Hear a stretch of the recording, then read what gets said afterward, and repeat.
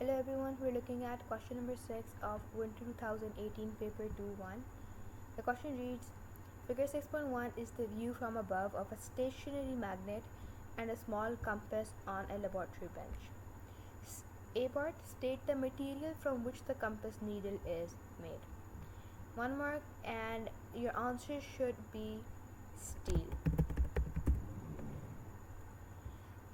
The reason why it's steel is because if we were to compare steel and iron, we need the needle which can act as a permanent magnet. So we know steel is something that can be hard to magnetize, but it retains its magnetism for a very long time, and so it acts like a permanent magnet, and that is very suitable to use in the compass. Because if you're using iron is easy to magnetize, but it loses its magnetism very quickly, so that would render useless if you use it as a compass needle.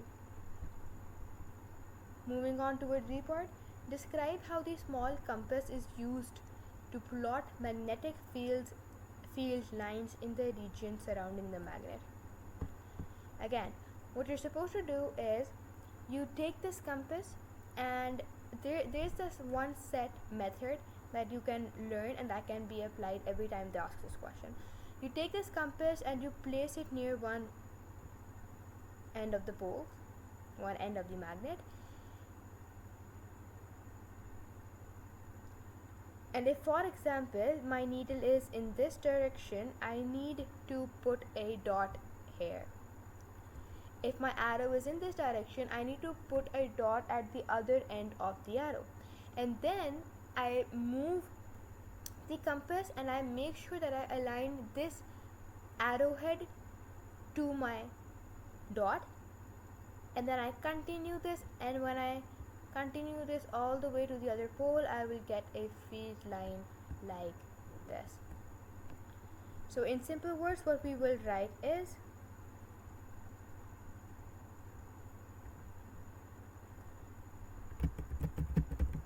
place the compass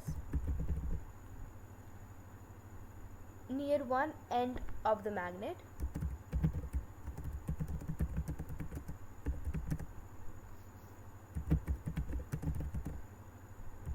and mark a dot at the further end of the needle.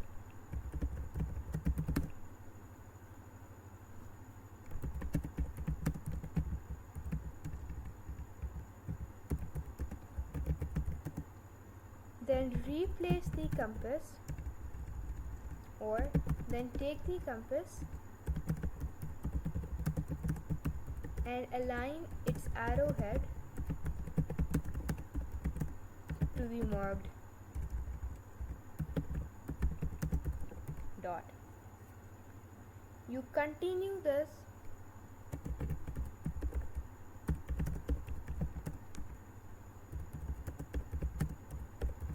till the other end of the magnet,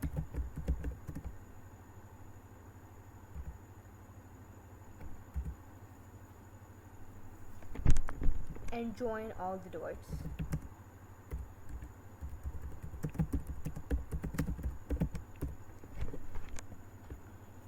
This is it for B part. Moving on towards the C part. An unmagnetized iron bar PQ is placed near the magnet on the laboratory bench. Figure 6.2 shows the two poles of the magnet and PQ. So you have the iron bar, and then you have the magnet here. The iron bar is initially at rest, and the magnet is moved to the right very slowly. When the magnet is a short distance from the iron bar moves very quickly to the left towards it, so there is attraction. Explain why the iron bar is attracted to the magnet. Okay. So what really happens? Initially, iron bar it's not magnetic. But when I move this towards the iron bar, it just gets attracted to this magnet. Why? So this iron bar, it has the potential of becoming a magnet because it contains tiny magnetic regions called magnetic domains. These are called magnetic regions, called domains. Now what happens is when you move this magnet towards this, if I were to sort of show you one domain, if this is a domain and you move this magnet towards it, initially what's happening inside this iron bar is that all the magnetic domains are in random direction because it's not magnetized. But when this magnet comes near this iron bar, it aligns all the magnetic domains in its favor. All of the magnetic domains, they are arranged in this manner.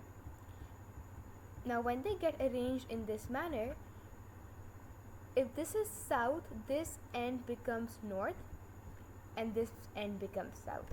So essentially the magnetic domains are arranged, and because of that a temporary magnetic field is set inside the iron bar, which then makes this iron bar a temporary magnet, and then it gets attracted to it.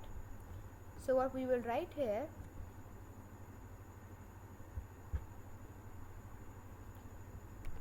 the magnet induces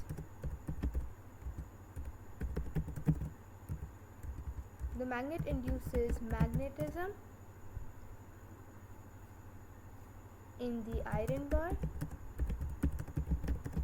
due to the alignment